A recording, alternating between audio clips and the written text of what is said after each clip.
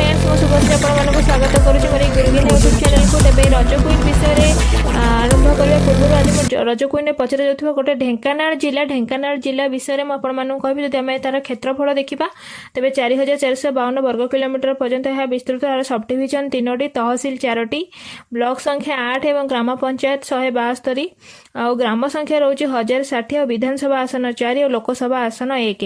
तेज ये तो थिला क्षेत्रफल उपर। तेज आर सब ढेंकानाल जिले में देखा जाउथबा मुख्यतः दर्शनीय स्थान गुड़िक हेउछि कामाख्या देवी मंदिर, गोविंदपुर सूताकल, जोरंदार महिमा आश्रम, सप्तशଯ୍ୟା आदि प्राकृतिक दृश्य एवं कपिलासर शिव मंदिर बा कपिलास शिव मंदिर।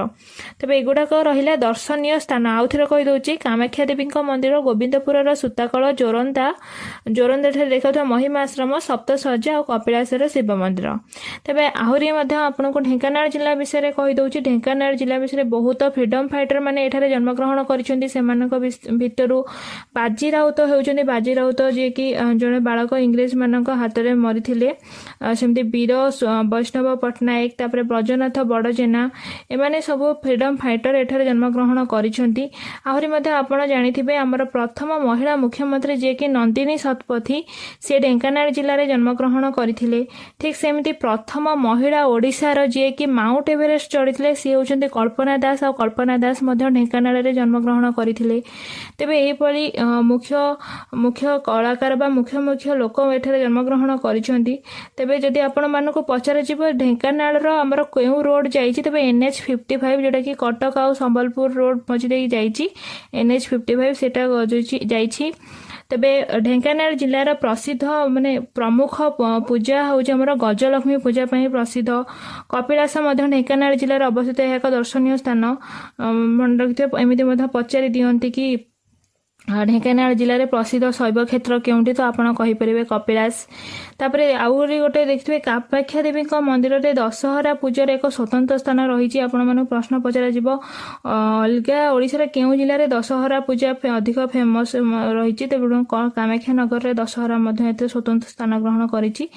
आहरी आपण को कही रखुची आमर रहिला ढेंकानाल जो भुवन बोली एक ग्राम रही। से भुवन ग्राम होउची आमर टोटाल ओडिशा रे सबुठारु बड़ ग्राम।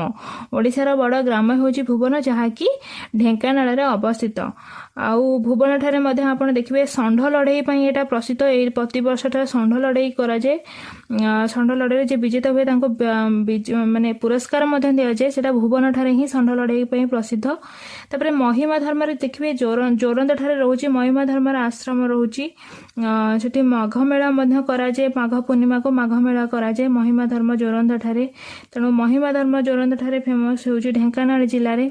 आउ जदि आपण कहिबे ढेंकानाल जिलार जदि पचरा जाय आपनकर वेहिकल रो रजिस्ट्रेशन नंबर जेमती वेहिकल रो रजिस्ट्रेशन नंबर होउची OD06। जदि आपण मानको टेलीफोन रो कोड पचरा जाय काहेकि ना बेले बेले देखिथिबे आपण माने रज कोइन टेलीफोन रो कोड पचरी दियंती। तो टेलीफोन रो कोड होउची 6762।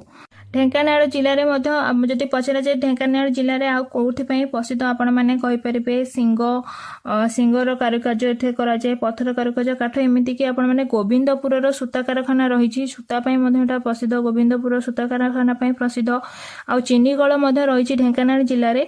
ओडिशा भितर चिनीकल ढेंकानाल जिले में ही देखा मिले।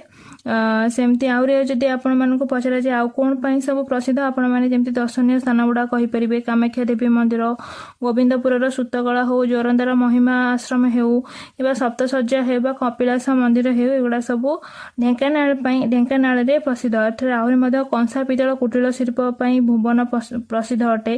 कंसा पितल कुटीर शिल्प भुवन प्रसिद्ध अटे। आउ थे शुणी रखु कंसा पितल कुटीर काम भुवन प्रसिद्ध अटे। ठीक से हीपरि आपण माननको जदि अलग कोनोसी जिला विषय जानिबा इंटरेस्टेड अच्छी तो आपण मैंने कमेंट बॉक्स रे लिखिकी मते जणाई पारे। मु निश्चित भाव में चेष्टा करी आपण माननको सर्विसेस ज्ञान से जिला संबंध में देवाई। तेज ये तो थिला एतिकी माने जतिकी रज क्वीन पचरा जाउची ता संबंध किसी ज्ञान ढेंकानाल जिला विषय जी जड़े भौणी मते रिक्वेस्ट करथिले करिया पई ताको रिक्वेस्ट अनुसार मैं आज भिडियोटी बनाउची। एबे थैंक यू सो मच आपण माने मोर भिडियो देखुछन्ती और आपण मानकर मतामत देउछन्ती। एबे आपण नेक्स्ट अध्याय में आपण माननको कहबी रज क्वीन रे ओडिशा संपर्क रे किछि साधारण ज्ञान वा साधारण प्रश्न पचरा जाउची से संबंध रे जानिबा हमर परवर्ती एपिसोड रे। तेबे आज पे मते विदाय दियंतु। रहुची। जय जगन्नाथ।